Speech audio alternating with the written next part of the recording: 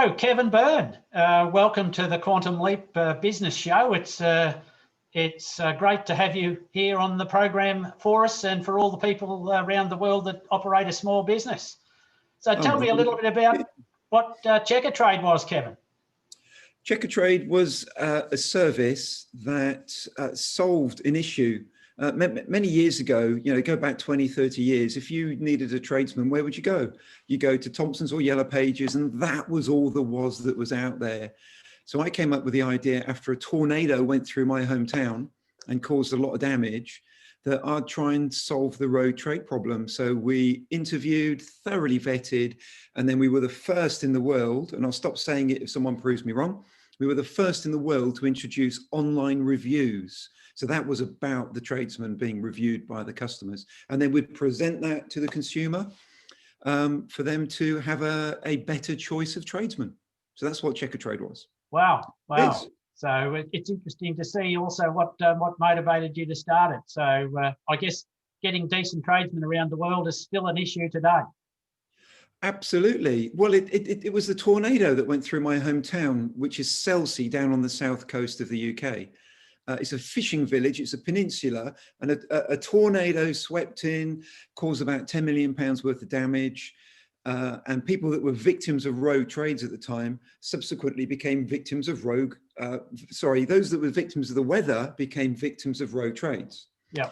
It wasn't a light bulb moment, but my dad was a trading standard officer before he passed away, and he'd come home and tell me about all these things that were happening with trades, etc., etc. So that sort of built something in me as well. But I couldn't understand one thing. I can go into Sainsbury's and walk out with a bottle of wine not paid for and get arrested. But a tradesman can go into someone's house, they can take the best part of their life savings and leave their house in a mess, and they get away with it. And I thought, surely that can't be right. And it was that really motivated me, and seeing all these people that were living around me being victims of rogue trades after this tornado. That was what inspired me to do it. Wow. So the Checkatrade jingle is very well known here in the UK. So what inspired you to come up with that? Did you get an outsourcing people? What impact did you believe that had on your business overall? I could not afford outsourcing anything. The vast majority of everything that we did, particularly in the first sort of 10, 12 years, we did in-house. I did it.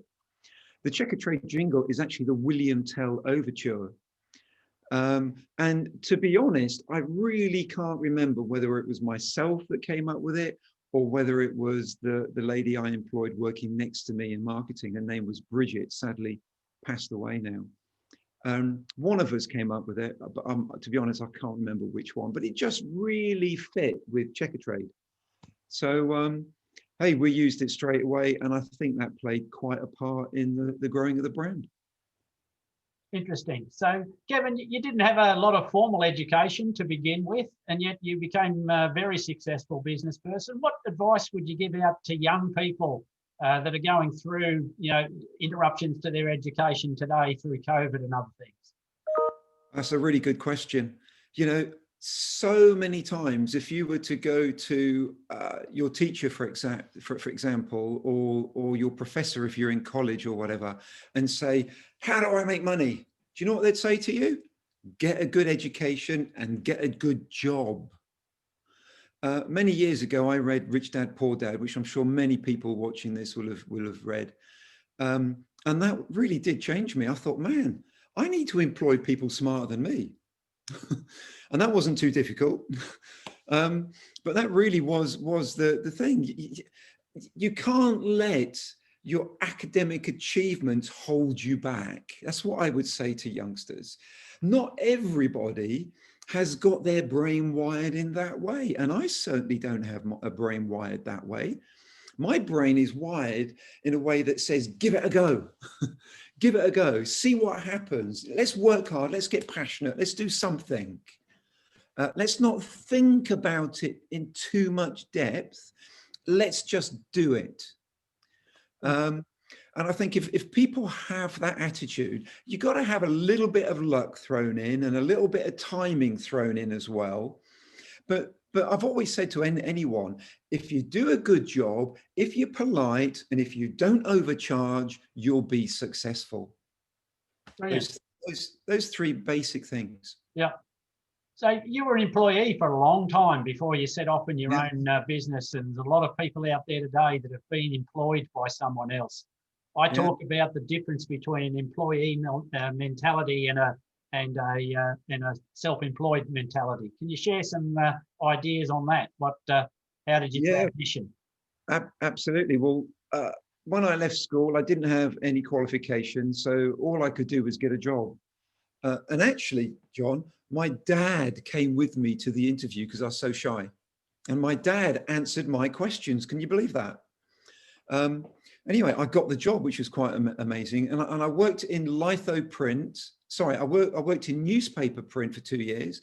Then I went to London for a couple of years and did some freelance graphic designing. Back then it was called Paste Up Artists, a long time ago. And then I worked for 12 years in the litho industry, all for bosses. And I often think, did I waste 16 years of my life working for other people? And in one sense, the answer to that is yes. But in another sense, I learned what it was to be an employee. I learned what it was in as far as, being subject to someone, what that person above me did to me to make me feel good, and did to me to make me feel bad, or didn't do to me to make me feel good or bad. So I learned lots of things. And I strongly believe the success of your company is not just upon you, it's upon your team. I'll give you a very quick illustration. If you've got a phenomenal product, but you've got a really weak, demotivated team, what's going to happen to that product over a period of time? It's going to diminish. Yep. But what if you've got a mediocre product, but you really treat your team really well, and they're really motivated, and they're for you, and they're backing you, and they're excited about this mediocre product going somewhere? What's going to happen to that mediocre product? It's going to expand and grow. So what's more important, the product or the team? Of course the product's important, but first, chicken and egg, is it the product or the team? It's the team. Yeah. It's the team. And I learned what it was on how to keep someone happy in their workplace. Yep. Very important. It's really important. Yeah, you can't have the attitude these days, get on with your job, I'm your boss, I pay you. You can't have that. Yep. Someone once said to me, Kev, oh, don't make friends of your staff. And I thought, oh no, I'm making friends of my staff. He was wrong. He was wrong. Everyone that worked for me, I'd class as my friends. Even today. Yep. Kevin, a lot of people struggle when they start a business, and then they have that little point where they've gone okay, and then they try to scale it from when it gets to, like, a couple of 100,000 of turnover. So you went through that stage. What did you do to just take that hockey stick increase curve at that point to go from startup to scale up? That's a really good question. I wish I had a definitive answer for you, but I don't. But what I can do is tell you a little bit about the marketing journey. I really believe that if you do not market, you're in trouble. You've got to put as much as you possibly can into your marketing budget. And if things get tough, usually in business, what's the first place people start to pull back some money? It's their marketing. Yep. And that's the last place they should do it. So I was very inventive with my marketing when I first started. I couldn't afford any marketing. So I would print out some posters and go and put them in all the shop windows. That's how I started the business, as simple as that. And then I thought, I need to be on radio, but I can't afford it. So I'd give the radio company the back page of our directory. And for that, I'd get £500 worth of radio. So, and when I saw that work, I'd go and do it with another radio station and another radio station. But I think the answer to your question is I never took my foot off the pedal when it came to marketing. If I committed to a radio station, I'd never come off it. If I committed to newspaper advertising, I'd never come out of it. All I did consistently was build and build a snowball and build and build. That's what I did. I sponsored Crawley Town Football Club for 5 years. It's not me that ended that contract. It was the new owners. I sponsored Good Morning Britain, which was a huge leap for us in price-wise, for 5 years. I didn't stop that. It was the new owners that stopped that. Both those things would have still been going today, and others, if I was at the helm. So for me, the growth that we had was predominantly marketing, but there's another aspect to it as well. And this is so key. And that is, you have to keep your customers happy. You know, I know we don't have a great deal amount of time, but I'll just give you a scenario. You've got your wife, your lovers, you've got your friends, and then you've got people you don't know, strangers. Okay, and this is what businesses do. They'll spend most of their time working on strangers. 20% spent on those that they've had a little bit of business from, and only 10% of time spent on those that are their constant business. Try that in your marriage and see if it works. Yeah. So if it doesn't work in your marriage, why do you think it works in business? It's one of these things with offers for new customers too, which to me seems illogical. We'd spend 60% on our existing customers. Yeah. We'd spend 30% of our time on people that have dipped in and out. And then we'd spend 10% of our time on complete strangers, because if you've got happy customers, they become your marketing team. Great tip there. People don't realize it. Yep. Happy customers are your marketing team, and then give them tools to help. Yeah, no, some great tips there, I can assure you. So I talk about starting businesses with the end in mind. You successfully sold yours for £78 million, which is a great story. Was that always your vision, or can you share anything around that? It certainly was not my vision. When I started this in 1998, I was 34, bouncing on the bottom of life. If I had my business card in front of me, it would have said loser. And if I earned 20 grand a year, that was good. That was what I was worth. So I certainly didn't start this with any business acumen or with any real ambition to take it into something big. There were certain things that happened to me that changed the way I felt about myself and changed the way I thought. But certainly, I had no ambitions to take this to a national brand. Certainly, probably for the first 7 or 8 years. Okay. What would you say, Kevin, then is your number one tip for people in business? What would be your number one thing if you just had one thing? Expectation is the number one thing. If I said to you, John, are you expecting a holiday? Hey, put COVID to one side, but John, are you expecting a holiday in 2021? You'd probably go, yeah, I am. So guess what? You'll be on the internet. You'll be researching it. You'll be deciding whether you're going to get hot clothes or cold clothes, and you'll be for it. So your actions and your behaviors flow to make your expectation happen. If I said to you, John, are you planning on going into space next year? You'd say no. So with that, I would be saying to you, are you looking at spacesuits? Are you looking at the effect of weightlessness on your body? You're not. So your behaviors and your actions are not going to flow if you don't have an expectation to do it. So the number one thing that you can do within your business to make your business grow is expand yourself. So what turned me from bouncing along the bottom thinking, well, this is a nice local idea, to something that I thought could go national? I started to write things down. I'm going to be national. I'm going to be national. Every day on Post-it notes, I'm going to be national. I got big A2 posters of the UK and I stuck them on the 4 walls of my shed because I was working in the shed. On the 4 walls of the shed, and I'd go in each morning and I'd say, I'm going to be national, but I didn't believe it. Over a period of time, I started to think, well, if I am going to be national, what do I need to do it? And slowly but surely over a period of time, my expectation turned from a pipe dream to a hope to an expectation. And there's a big difference between a hope and an expectation. There's a big one. Yep. Most people would like to think they'll go on a safari one day, but not very many people are planning it. Yep. And that's the difference. Interesting. Interesting. Yeah. I knew, I convinced myself that I was going to be national. Therefore, that expectation flowed from me, and my actions and my behaviors became the right actions and behaviors to make it happen. And whenever someone joined my team, my expectation would ooze into them.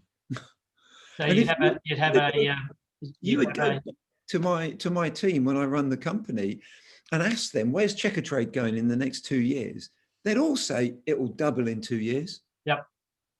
They'd all believe it. Yep. So when they're on the phone talking to someone and someone says, well, I don't think Checkatrade's for me, they'd go, what? What? Are you mad? You got a self-fulfilling prophecy.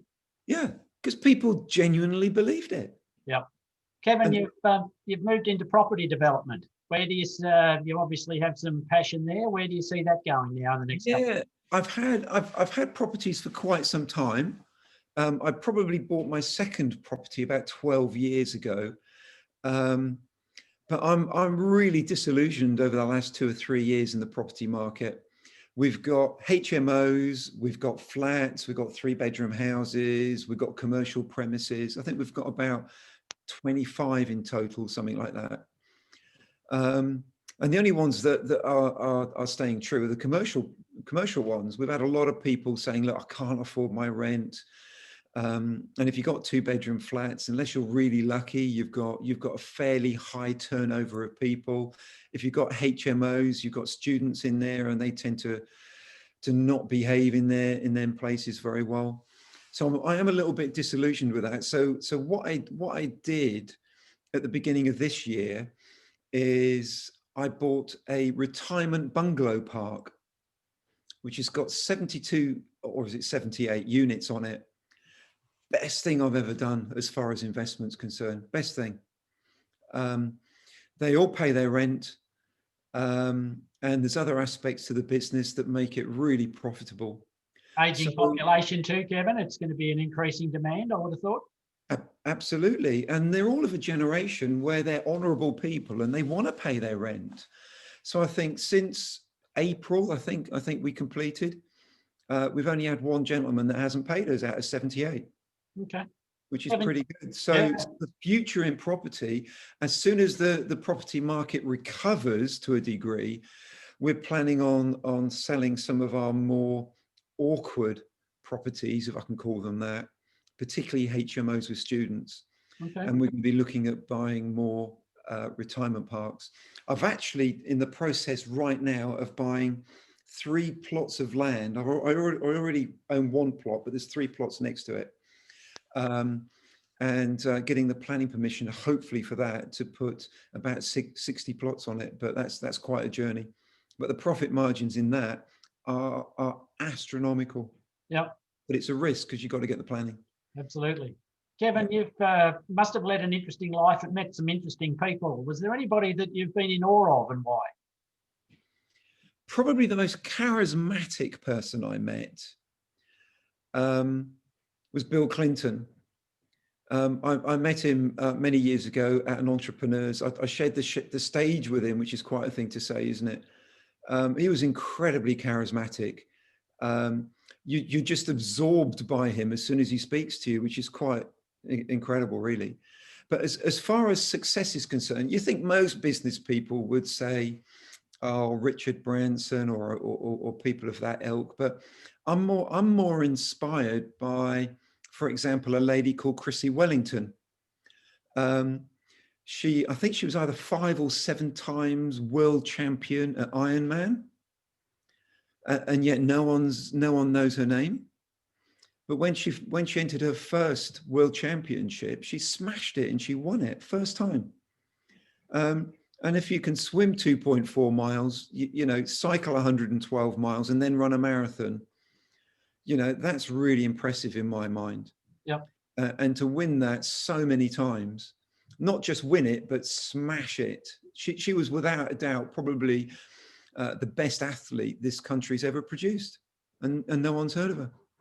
You and fitness is a fair bit of your regime, Kevin. Oh, yes, it is. Yeah, I really enjoy being fit, and for me, it's very much a tension release. I'm really motivated to lift heavier weights all the time, to run further all the time, to always beat PBs. I'm always that kind of person in the gym. So very competitive. Yeah, I love the gym. I own 2 gyms. Okay. Yeah, I bought into a third of a gym, which is in Chichester, called Core Results, which is a fantastic gym in Chichester. And that inspired me to go and open another one by myself in Selsey. And that's a gym on two different types of gymnasiums in there. One for the older adults, it's power-assisted exercise, power-assisted equipment. But within that same building, we've got 4 beauty treatment rooms. And we've also got a juice bar, coffee bar. Okay, because that's been one of the hardest hit sectors in COVID, hasn't it? Gyms. So, Tell me. have you done any specific strategies that overcome the adversity of COVID? What, within the gym? Yeah. I don't really feel there's anything you can do, Okay.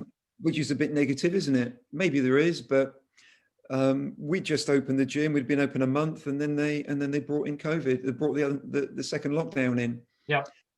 So we've just opened the beauty treatments at the end of this last lockdown. Was it Tuesday, I think? Yeah. And our juice and coffee bar, we're going to open after Christmas. Okay. Yeah. Kevin, you're pretty passionate about the charity sector, you know, the giving back. Can you tell us a little bit about that? Absolutely. I don't think people remember you by how much money you've got. They remember you for your impact and the effect that you may have had on people positively. And going back to my friends being the people that worked for me when I sold my business, I gave them all 4 million. I split it all up depending on how many years they'd worked for me, and I said to them years and years ago, when I sell the company, I'll share some of it with you all. So I shared that. I also put 7 million, I think it was, into a charitable foundation. At the moment, you know, we're heavy supporters of local hospice. I think true religion is looking after orphans and widows. Most widows are women. So we support our local hospice heavily. And as far as orphans is concerned, we do an awful lot of work in Bangladesh and Nepal. In Nepal, we support a gentleman called Christopher who rescues girls from the sex trade. But once they're rescued, they need to be deliced, medicated, housed, educated and clothed and fed. So that's quite a lot for each child each year. And in Bangladesh, what we do is we support kids that have been rescued from the streets. We're actually in the final throes of building a huge building. I don't know how many square meters it is. I guess it's probably about 800 square meters. That's big enough to house 70 girls rescued off the streets in the sex trade. It's also going to be a teaching center for teachers. Our foundation support, we 100% fund 4 schools out there. We've got, I think, just shy of 600 students. And these are students where they're the first ever in their family to get an education. Wow. And of course, we all know Yep. education is the key to get out of poverty. Yep. So that's a real passion to me. But what we also do is we'll go into these environments and we'll invest into small businesses too. And we'll say, look, you can take a wage, you can run it, but all the profit has to go into the charity. And that works incredibly well. Yep. It does. Kevin, if you had your life over again, what would be one thing that you would change or do differently? I think I would have liked to have read a few books a lot sooner. The Tipping Point by Malcolm Gladwell, Rich Dad, Poor Dad, The Go-Giver. Those 3 books changed my life. 7 Habits by Stephen Covey. I wish I'd read that 10 years sooner. There was a set of CDs I came across, which is really the catalyst, the turning point of the way I thought, by a guy called Bob Harrison. He's an American guy. It's called Awakening the Great Multitude Mind. I read that, and that really was the change of me thinking differently. And those set of CDs was basically about saying, you've got things that propel you and things that pull you back. What is it that pulls you back? For most people, it's fear. Yep. Most people, it's fear. For me, it wasn't fear. For me, it was inaccurate religious beliefs. I am a Christian today, but my view was, as a Christian, I should be meek, mild, and humble and bounce along the bottom. I shouldn't have a nice car. I shouldn't be powerful or influential. And I certainly shouldn't be wealthy. That was my thought process. And I had to change that process and realign it into the truth. Yep. And that was what was holding me back. Kevin Byrne, it's been an absolute pleasure, and I hope the people out there, well, I'm sure they will get some great value from our discussion today, and look forward. If I get any follow-up questions, I can post them through to you, but it's been my pleasure to host you on the show today, and I hope the people get great value, and I thank you very much for the contribution. I've really enjoyed it, John. Anytime. Thank you. Cheers.